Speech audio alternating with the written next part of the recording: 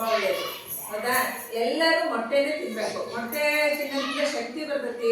ಆಮೇಲೆ ಯಾವ ತೊಂದರೆನೂ ಆಗಲ್ಲ. ನಿಮ್ಮ ಮನಸ್ಸಿನಾಗ ಇರ್ತೈತಿ ಏನಾದ್ರು ನನಗೆ ಹಂಗಾಗ್ತದೆ ಹಿಂಗಾಗ್ತದೆ ಏನಾದ್ರು, ಯಾವ ತೊಂದರೆನೂ ಆಗಲ್ಲ. ಅದಕ್ಕೆ ಸರ್ಕಾರದವ್ರು ಏನ್ ಮಾಡಿದ್ರೆ ವಾರದಲ್ಲಿ 6 ದಿನಗಳ ಮೊಟ್ಟೆಯನ್ನು ಕೊಡ್ರಿ. ಮೊಟ್ಟೆ ತಿನ್ನೋದ್ರಿಂದ ಆರೋಗ್ಯಕ್ಕೆ ಒಳ್ಳೇದು, ಶಕ್ತಿ ಬರುತ್ತೆ, ಮತ್ತೆ ಎಲ್ಲರೂ ಆರೋಗ್ಯವಂತರಾಗಿರ್ಬೋದು ಅನ್ನೋ ಉದ್ದೇಶದಿಂದ ನಿಮ್ಗೆ PM ಪೋಷಣ ಅಭಿಯಾನ ಮತ್ತು ಅಜೀಂ ಪ್ರೇಮ್ಜಿ ಫೌಂಡೇಶನ್ ನಿಂದ ಪ್ರತಿದಿನ ಮೊಟ್ಟೆಯನ್ನ ತಿನ್ಲಿ ಅನ್ನೋ ಉದ್ದೇಶಕ್ಕೆ ವಾರದಲ್ಲಿ 6 ದಿನಗಳ ಕಾಲ ಮೊಟ್ಟೆಯನ್ನ ನೀಡ್ರಿ ಅಂತ ಹೇಳಿ ನಮ್ಗೆ ಇಲಾಖೆಯಿಂದ ಆದೇಶ ಮಾಡಿದ್ರು. ಅದಕ್ಕೆ ನೀವೆಲ್ಲರೂ ನಿಮ್ಮ ಆರೋಗ್ಯದ ಒಂದು ಬೆಳವಣಿಗೆಗೆ ಮತ್ತು ನೀವು ದೇಹದಲ್ಲಿ ಬೆಳವಣಿಗೆನೂ ಕೂಡ ಆಗ್ತದೆ. ಕೆಲವರು ಸಣ್ಣಗಿರ್ತೀರಿ, ತೆಳ್ಳಗಿರ್ತೀರಿ, ಶಕ್ತಿ ಇರಲ್ಲ, ಯಾವುದು ಆಗಬಾರ್ದು, ಎಲ್ಲರೂ ಚೆನ್ನಾಗಿ ಆರೋಗ್ಯವಂತರಾಗಿರ್ಲಿ ಅನ್ನೋ ಉದ್ದೇಶದಿಂದ ನಿಮ್ಗೆ ಮೊಟ್ಟೆಯನ್ನು ಕೊಡೋದಕ್ಕೆ ಸರ್ಕಾರ ಒಂದು ಯೋಜನೆಯನ್ನು ಹೊರಡಿಸಿದೆ. ನೀವೆಲ್ಲರೂ ಕೂಡ 6 ದಿನಗಳ ಕಾಲ ಮೊಟ್ಟೆಯನ್ನ ಸೇವನೆ ಮಾಡಬೇಕು ಅಂತ ಹೇಳಿ ನಾವು ಹೇಳ್ತಾ ಇದೀವಿ. ನಮ್ಗೆ ನಿಮ್ಗೆಲ್ಲರಿಗೂ ಒಂದು ಒಪ್ಪಿಗೆ ಪತ್ರವನ್ನು ಕೊಡ್ತಾ ಇದೀವಿ. ನೀವೆಲ್ಲರೂ ಪೋಷಕರ ಸಹಿನ ಹಾಕ್ಸ್ಕೊಂಡು ಮೊಟ್ಟೆಯನ್ನ ತಿನ್ನೋದ್ರ ಬಗ್ಗೆ ಎಲ್ಲರೂ ಇದರಲ್ಲಿ ಗುರ್ತಾಕ್ಸಬೇಕು. ಕೇಳಿಸ್ತಲ್ಲ? ಸರಿ. ದೇಹ ಹೀಟ್ ಆಗುತ್ತೆ ಅಂತ ಅದೆಲ್ಲ ಸುಳ್ಳು. ವೈದ್ಯರು ಹೇಳ್ತಾರೆ ಪ್ರತಿ ದಿವಸ ಒಬ್ಬ ಆರೋಗ್ಯವಂತ ವ್ಯಕ್ತಿನೂ ತಿನ್ಬೇಕು, ರೋಗಿನೂ ತಿನ್ಬೇಕು. ಅದಕ್ಕಾಗಿ ಮೊಟ್ಟೆ ತಿನ್ನುವುದರಿಂದ ಪ್ರಯೋಜನ ಏನು ಅಂತದನ್ನ ಅಜೀಂ ಪ್ರೇಮ್ಜಿ ಫೌಂಡೇಶನ್ ವತಿಯಿಂದ ಮತ್ತು ಪ್ರಧಾನಮಂತ್ರಿ ಪೌಷ್ಟಿಕ ಆಹಾರ ಸಂಸ್ಥೆಯ ವತಿಯಿಂದ ಒಂದು ವಿಡಿಯೋವನ್ನ ಕಳಿಸಿದ್ದಾರೆ. ಆ ವಿಡಿಯೋವನ್ನ ಎಲ್ಲರೂ ನೋಡಿ ಆ ಮೊಟ್ಟೆಯ ಪ್ರಯೋಜನವನ್ನ ತಿಳ್ಕೊಳ್ಳಿ. ಆಮೇಲೆ ಇನ್ನೊಂದು, ಬೆಳಿಗ್ಗೆ ರಾಗಿ ಅಂಗಡಿ ಕೊಡ್ತಾರಲ್ಲ, ನಂಗೆ ಆರಾಮಿಲ್ಲ, ನಮ್ಮ ಸೀ ತೆಗಿತಿ, ನಂಗೆ ಕಫ ಆಗೈತಿ, ಏನು ಅನ್ಬಾರ್ದು. ಹೊಟ್ಟೆಗೆ ಅಂಬ್ಲಿ ಕುಡಿಸಿದ್ರೆ ಹೊಟ್ಟೆಯೊಳಗೆ ಡಾಕ್ಟ್ರ್ ಇದ್ದಂಗಂತ, ಡಾಕ್ಟ್ರ ಹೊಟ್ಟೆಯೊಳಗೆ ಕುಂತಂಗ ಎಷ್ಟಲ್ಲ ಇನ್ನೇನು. ಹೌದಿಲ್ಲ? ಏನು ಕಾರಣ ಹೇಳ್ಬೇಡ್ರಿ. ನಿಮ್ಗೆ ಎಷ್ಟಿಷ್ಟ ಆಗತ್ತೆ ಅಷ್ಟನ್ನು ಕುಡಿ. ಸರಿನಾ? ಸ್ಟಾಪ್ ಮಾಡಿ. ತಿನ್ಲೇಬೇಕು ಮತ್ತೆ ಅಂಬ್ಲಿನೂ ಕುಡಿಲೇಬೇಕು. ಎರಡು ಪೌಷ್ಟಿಕ ಆಹಾರನೇ. ಮತ್ತೆ ಹಾಲಿನ ಪೌಡರ್ ಇರುತ್ತೆ, ಗೊತ್ತಿದೆಯಲ್ಲ? ಹಾಲು ಸಂಪೂರ್ಣ ಆಹಾರ ಅಂತ ಹೇಳಿ ನಾವು ಪಾಠದಲ್ಲಿ ಹೇಳ್ತೀವಿ, ನೀವು ತಿಳ್ಕೊಂಡಿರ್ತೀರಿ. ಎಲ್ಲಾ ವಿಟಮಿನ್ಸ್ಗಳು ಇದೆ ಹಾಲಿನಲ್ಲಿ. ಹಾಲು ಪೌಡರ್ನ ಮಿಕ್ಸ್ ಮಾಡಿನೇ ರಾಗಿ ಅಂಬ್ಲಿ ಮಾಡೋದು, ಗೊತ್ತಾಯ್ತಾ? ರಾಗಿ ಅಂಬ್ಲಿನೂ ಕುಡಿಬೇಕು, ಮೊಟ್ಟೆನೂ ತಿನ್ಬೇಕು ಕಂಪಲ್ಸರಿ. ಬಾಳೆಹಣ್ಣು ಅಂತ ಯಾರು ಹೇಳಂಗೆ ಇಲ್ಲ, ಬಾಳೆಹಣ್ಣು ಕೊಡೋದೇ ಇಲ್ಲ ನಾವು. ನೀವೆಲ್ಲರೂ ಕಂಪಲ್ಸರಿ ಮೊಟ್ಟೆನೇ ತಿನ್ಬೇಕು. ಅತಿಯಾಗಿ ನಾವು ತಿನ್ನೋದೇ ಇಲ್ಲ ಅನ್ನೋರು ಮಾತ್ರ ಬಾಳೆಹಣ್ಣು ಯೂಸ್ ಮಾಡೋದಷ್ಟೇ, ಗೊತ್ತಾಯ್ತಾ? ಎಲ್ಲ ಮಕ್ಕಳು ಇವತ್ತಿಂದ ಕಂಪಲ್ಸರಿ ಮೊಟ್ಟೆ ತಿನ್ಲೇಬೇಕು ಮತ್ತು ರಾಗಿ ಗಂಜಿ ಕುಡಿಲೇಬೇಕು. ಮಾತುಗಳೊಂದಿಗೆ ಚದರವಿಲ್ಲ.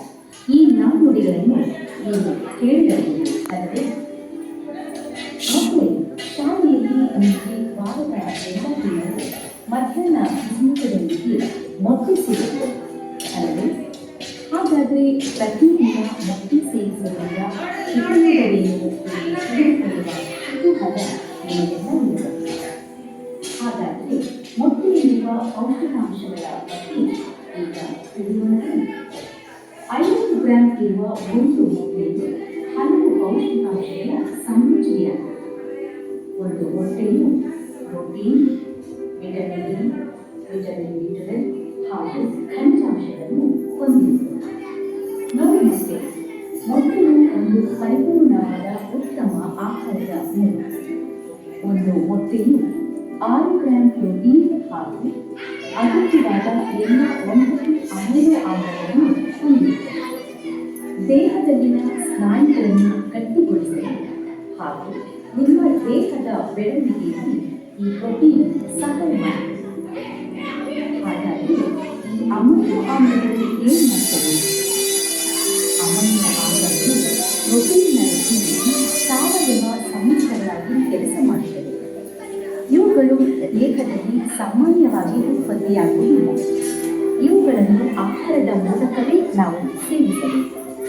ಇವುಗಳು ದೇಹದ ಜೀವಕೋಶದಲ್ಲಿ ಉಂಟಾಗುವ ಬಹುಪಾಲು ರಾಸಾಯನಿಕ ಕ್ರಿಯೆಗಳಿಗೆ ಶಕ್ತಿಯನ್ನು ಕೊಡುತ್ತವೆ. ಅವು ಜೀವಕೋಶದ ಅನೇಕ ರಚನಾತ್ಮಕ ಅಂಶಗಳಿಗೆ ಸಹಾಯ ಮಾಡುತ್ತವೆ ಮತ್ತು ಜೀವಕೋಶಗಳನ್ನು ಅಂಗಾಂಶಗಳಾಗಿ ಒಟ್ಟಿಗೆ ಇಟ್ಟುಕೊಳ್ಳಲು ಸಹಾಯ ಮಾಡುತ್ತವೆ. ಆದ್ದರಿಂದ ಮಕ್ಕಳಿಗೆ ಉತ್ತಮ ಪ್ರೋಟೀನ್ ಒದಗಿಸಲು ಮೊಟ್ಟೆಯು ಒಂದು ಪರಿಪೂರ್ಣ ಉತ್ತಮ ಆಹಾರದ ಮೂಲವಾಗಿದೆ. ಮಕ್ಕಳೇ, ನೀವು ಕೊಲೆಸ್ಟ್ರಾಲ್ ಅಂದರೆ ಕೊಬ್ಬಿನಾಂಶದ ಬಗ್ಗೆ ಕೇಳಿದ್ದೀರಲ್ಲವೇ? ಮೊಟ್ಟೆಯು ಅಧಿಕ ಸಾಂದ್ರತೆಯ ಲಿಪೋಪ್ರೋಟೀನ್, ಉತ್ತಮ ಕೊಲೆಸ್ಟ್ರಾಲ್ ಅನ್ನು ಹೊಂದಿದ್ದು ಇದು ಹೃದಯ ರೋಗದ ಅಪಾಯವನ್ನು ಕಡಿಮೆ ಮಾಡಲು ಸಹಾಯ ಮಾಡುತ್ತದೆ.